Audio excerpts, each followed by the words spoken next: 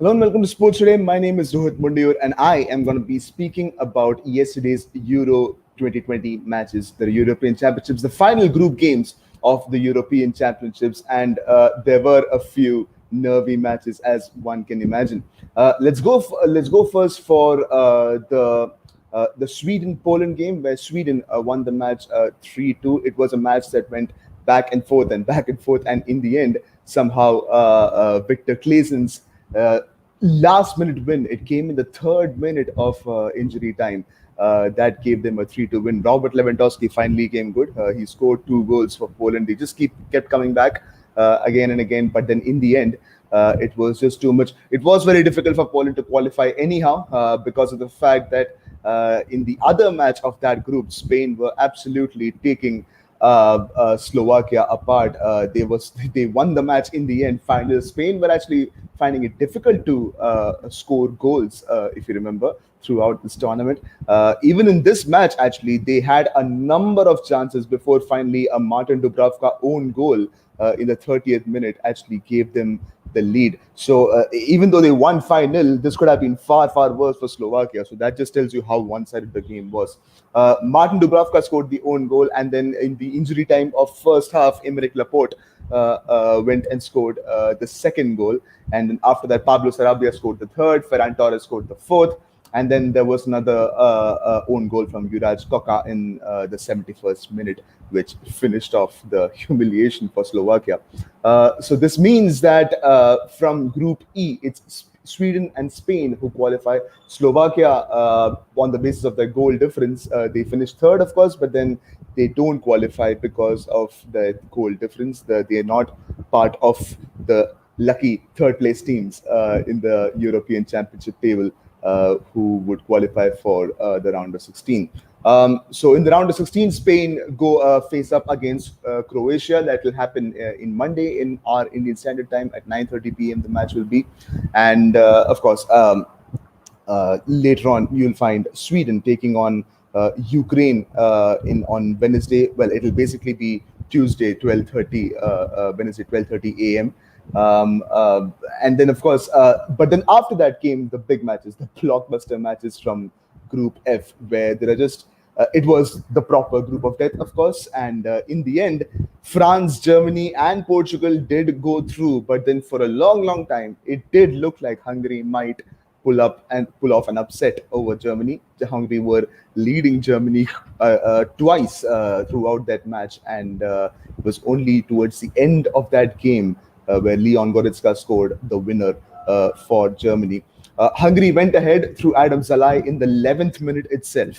And then after that, it was all about attack versus defense. Germany's black shirt, they were playing the third colors. The black shirts were all over Hungary. But then Hungary were not, it may have, the position stats may have made it look like Germany are dominating the game and they should be scoring 3 or 4 goals. But then that was not the case. Hungary were stubborn. They were disciplined in their defense. Germany were finding it extremely difficult to find any way through. And in the end, of course, finally, it was only in the second half that Kai Havertz finally broke that little duck that they were finding themselves in. He scored in the 66th minute of the match to make it 1-1, and there were huge cheers around the ground, of course, from the German fans.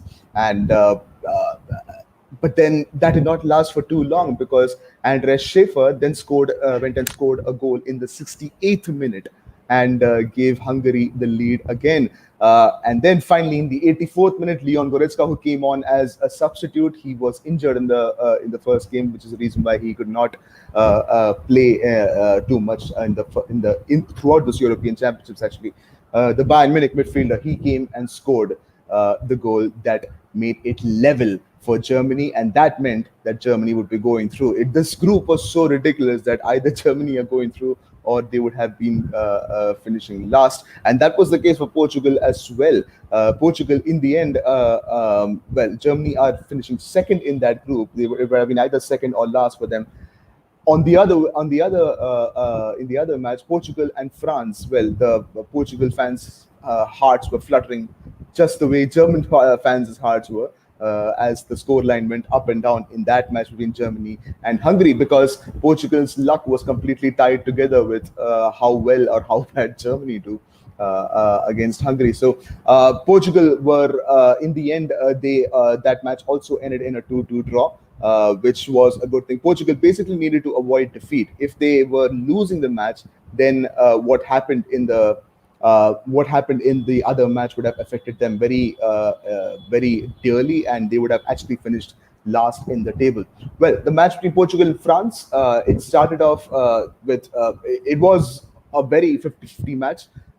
There was you can't really say which team was dominating possession as such, but then Portugal went ahead with the Cristiano Ronaldo penalty, and that penalty was one that you can debate whether that's a penalty or not until the end of time. I guess it was basically Hugo Lloris punching the ball, coming out to punch the ball, and ended up getting a nice fist of the attacker, the Portuguese attacker. That was Danilo Pereira, of course. And in the end, that was given as a penalty. Ronaldo did what Ronaldo does best. And the referee actually took a long time to actually discuss with the French players, of course. He was ready to actually explain why he's taking that decision, which is something I find fair enough.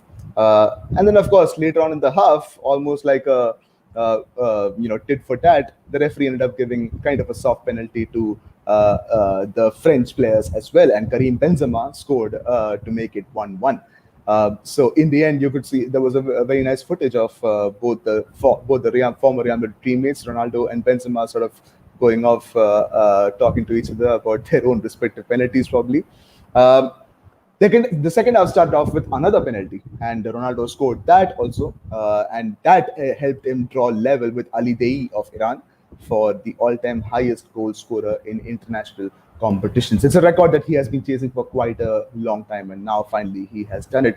And we are not even halfway through the Euros. Of course, you never know with these kind of competitions. Portugal could just get knocked out without scoring a single goal in the very next game as well. But then that was not the end of the action. Karim Benzema went and scored in the Karim Benzema actually scored in the 47th minute, and Ronaldo finally scored the penalty that drew them level in the 60th minute. Right. So all this means that France, Germany, and Portugal are through from Group F, and face France faced Switzerland at 12:30 a.m. on Tuesday, which means basically that Monday night 12:30 for us, of course. Whereas England, of course, that's a blockbuster over there. It was a blockbuster that when I was speaking about the England matches the other day, I had said that there's a potential blockbuster in the round of 16 because England face Portugal, Germany, or France. Any of those are potential blockbuster matches, and well, that's what we have. England will be facing Germany at 9:30 p.m. Tuesday Indian Standard Time. Whereas Portugal, of course, that's another huge match. Portugal will be facing Belgium at 12:30 a.m. on Monday. Right. So an enthralling set of European Championship matches. That was the end of the group stage, basically, and was a pretty good end to the group stage, especially those Group F matches for a long time. Towards the end of the match, of course, basically everybody sort of came to know that, especially in the France-Portugal game, that, well, Germany have scored. So it almost seemed like there was a parlay. The defenders were passing it to the goalkeepers with hardly any sort of challenge from the attackers. Now that does not happen until and unless the opposition team is like, okay, fine, we are happy with this result now. Let everything be. There's no need for chasing things up and down. Avoid potential injuries and stuff like that. Fair enough. So that's the end of the of the Euro group stage for 2021. The Euro 2020 group stage, as the weird state of things are because of COVID-19. Do tell us in the comment section what you felt about the matches today. Well, actually, we do have a few comments. Vignesh Konar says, "Why England is laughing stock in the football world? What's your view?" Well, England, it's a bit of a strange thing, isn't it? Because England is not actually a bad team. It's a pretty good team. Gareth Southgate seems to be finding it difficult to get his selection together. Although, encouraging signs in the previous match, of course. All the selections that he made, especially in the attacking sense, Bukayo Saka and Jack Grealish especially, they turned out to be good selections. I'll never understand why he's not going for Jadon Sancho. I'll never understand that, but fine. A manager has to make decisions, and in the end, he will make decisions whether we like it or not. Why are they laughing stocks? Well, but you never know, because I guess the English media loves making fun of their own players, I guess. So if they lose, well, you'll see a whole lot of memes about them. That's just the way that it is, I guess. But England are a good team. They are a squad with a whole lot of depth. That's not something that many teams have in this tournament. Well, that's all the time I've got today morning. I'm sorry, there's a limited amount of time today. Thank you very much for your comments. Do keep on commenting. Do keep on telling us what you feel about the matches that have happened so far and what will happen in the round of 16 as well. Thanks for watching, and do share and subscribe this, share and like this video if you like it. Subscribe to Sports Today as well.